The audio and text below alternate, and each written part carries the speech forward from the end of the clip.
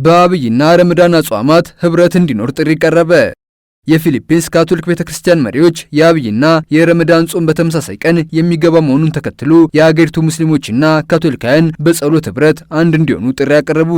በፊሊፒንስ የካቶሊክ ቤተክርስቲያን ጳጳሳት ጉባኤ የሃይማኖት ተቋማት ውይይት ኮሚሽን ሊቀመንበር ብፁዕ አቡነ ሆሴ ኮሊን ይህ የጋራ ጅማሩ ጸጋ ነው፣ ሁላችንም እንድንረጋጋ ወደ ፈጣሪ እንድንመለስና በእምነት አብረን እንድንጓዝም ይጋብዘናል ብለዋል።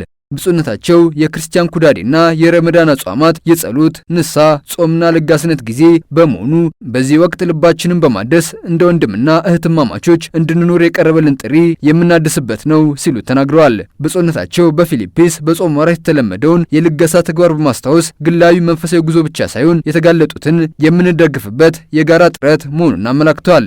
በተመሳሳይም በሌሎች የአብይና ረመዳን ጾም እኩል በሚገባባቸው ሀገራት የአብያተ ክርስቲያናቱ መሪዎች አጋጣሚውን በመጠቀም ሙስሊሞችና ክርስቲያኖች በጋራ ወደ ፈጣሪ እንዲጓዙ ጥሪ ማቅረባቸውን ቫቲካን ኒውስ ዘግቧል።